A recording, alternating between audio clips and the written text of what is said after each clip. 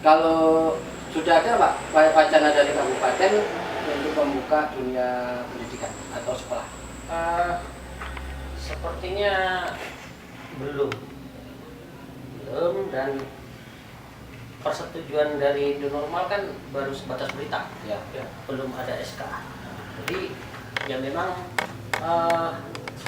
ibarat dua mata pisau ya Mas ya. Yang tadi ketika kita memang melepas anak-anak untuk sekolah, rupanya tingkat kecerobohan anak-anak kan lebih tinggi. Ya. Memang takut terpapar.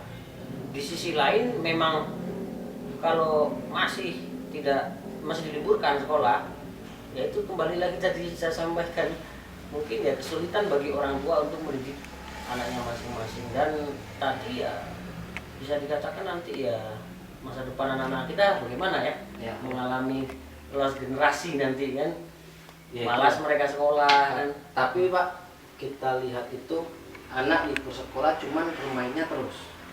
Iya. Ini bagaimana? Jadi kalau untuk kalangan remaja jadinya berdampak bagi kenakalan remaja, Pak. Contohnya sekarang yang kita alami bersama dengan diliburkannya siswa-siswi sekolah tingkat menengah, tentunya tingkat menengah seperti SMP dan SMA, tidak di rumah malah main, jadi kenakalannya bertambah gitu. Itu untuk mengatasi itu sarannya gimana, Pak? Ya kita himbau terus. Pertama ya himbauan ya khususnya kebetulan lagi dari pemerintah ya, dinas pendidikan, untuk selalu memantau melalui kepala sekolah, melalui sekolah masing-masing, untuk ya kan tetap melalui WA kan, WA atau Zoom, komunikasi terus bagaimana cara mengontrol anak-anak kita. Dan kedua, kita himbau orang tuanya, ya kan, kita himbau orang tuanya bagaimana cara mengontrol anaknya, jangan sampai ya main-main di luar. Ya, dalam kenyataan seperti itu.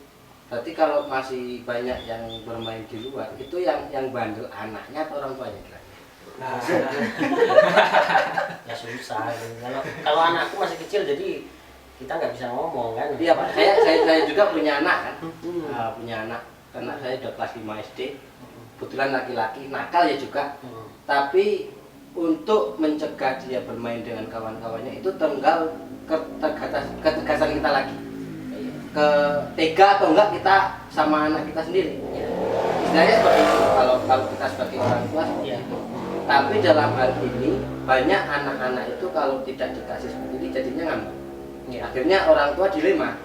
Dikasih kita jadi masalah, dikasih anaknya jadi marah gitu. Akhirnya orang tua pun melepaskan anaknya untuk silakanlah bermain, mau motor-motoran, mau bermain dengan siapa terserah. Akhirnya tidak ada kontrol dari orang tua, dan bahkan sekarang di satu sisi pendidikan tidak ada, pengajian pun sudah diliburkan. Nah, jadi kontrol dari orang-orang tua ataupun masyarakat, bahkan masyarakat sendiri sudah ya los-los kono anak-anakmu gitu. Bukan menjadi sesuatu yang menakutkan bagi mereka, padahal dampaknya bagi mereka pun ada. Ya, jadi satu sisi diliburkan sekolah untuk menghindari penyebaran COVID. Tapi dalam kenyataannya mereka libur justru main-main ke jalan sampai ke desa tetangga, kecamatan tetangga, malah menyebarkan COVID kan. Ya, mencari malah. Kalau dia nggak terkena berarti dia mencari. Iya, ya itu kembali lagi ke orang tuanya. Karena ya kalau kita ngomong lagi nanti ya kita salah kan. Cuman bagi saya ciptakan ide atau kreativitas untuk anak kita ya. Tadi ada yang nanya toh, mana tripodnya? Nah, tripodnya dipakai anak saya. Dia bikin video. Nasi goreng dibikin video. Ya kan? Lagi bermain bikin video. Kemudian makan apa gitu kan, apa namanya itu, unboxing. Bikin video. Kemudian sama ibunya bikin roti, bikin video juga. Lagi nanam bunga, bikin video. Terus waktu desa masih sibuk bikin masker, dia ikut menjahit. Ya kan? Tadi aja ada juga bikin kayak dompet apa itu kan. Kemudian ada juga dia bikin rajut. Ya. Tadi ini orang rumah sama anak-anak, saya tinggal tempatnya rumah Mas Ari. Ya. Bikin kembang di sana. Biarkan dia berkreativitas. Ya kalau kita sebagai orang tua yang memang peduli sama anak kita menjaga, kemudian ada kesibukan anak-anak mau melakukannya, itu kan sangat-sangat baik. Tapi kalau bagaimana dengan kondisi orang tua yang tidak, maaf tanda kutip ini, tidak mengetahui tentang dampak bagi anaknya, kemudian hanya sibuk mencari uang untuk besok karena dampaknya seperti ini, tentu mereka sudah tidak mengcover lagi warga mereka. Dia hanya fokus, saya harus mencari sesuatu nasi untuk besok ini seperti apa sih, bagaimana, bahkan sudah sampai di rumah pun sudah lelah ya, tidak memikirkan anaknya lagi. Dan tentu peranan yang harus yang berperan lagi masyarakat ya, yang lebih berperan lagi masyarakat. Dan juga bagaimana kalau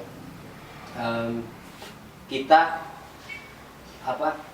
memberikan, bagaimana solusi Bapak untuk memberikan masukan kepada orang-orang yang lebih penting mencari untuk besoknya daripada anaknya? Ya, saya kira dua-duanya. Himbauan Pak. Ya dua-duanya penting. Ya. Dan itu harus menjadi perhatian kita bersama. Kita nggak bisa sepenuhnya menyalahkan siapa-siapa ya, entah itu pemerintah atau guru, orang tua, atau kondisi kan. Kita harus berusaha terus. Ya mudah-mudahan ya segera ini berakhirlah COVID-19 ini, corona ini, ya kan. Dan ya saya kira memang ya tanggung jawab kita bersama lah. Mungkin ya melalui bikin video seperti ini kita bisa memberikan pengertian lah ya, pemahaman kepada seluruh orang tua yang memiliki anak-anak remaja yang usianya masih sangat produktif, untuk ya berikanlah kegiatan yang memiliki kreativitas yang positif ya. Jangan sampai anak-anak itu ibaratnya di luar kontrol kita tidak tahu sehari anak itu mengerjakan apa aja kan. Jangan sampai lah. Kalau dulu mungkin waktu mereka bisa 25-30% di sekolah ya, sekarang sama sekali tidak. Ya harusnya peluang besar bagi orang tuanya untuk bisa mendidik anak-anak mereka kan, mendidik baik itu dari kurikulum sekolahnya dikontrol kan ya. Tidak mungkin seorang orang tua belajar sejarah atau matematika kan jarang kan ya. Nah, itu tetap dari guru melalui kurikulum online lah. Nah, tapi ya pendidikan karakter dan agama. Kalau tindak lanjut untuk penyuluh seperti apa? Penyuluh, kalau kegiatan kan masih biasa kan. Pada umumnya ekonomi utama orang Kayu Aro, khususnya Kayu Aro, dari bidang pertanian. Jadi dari penyuluh itu respon terhadap pertanian yang harganya semakin lama semakin menurun, dampak COVID gimana menurut penyuluh?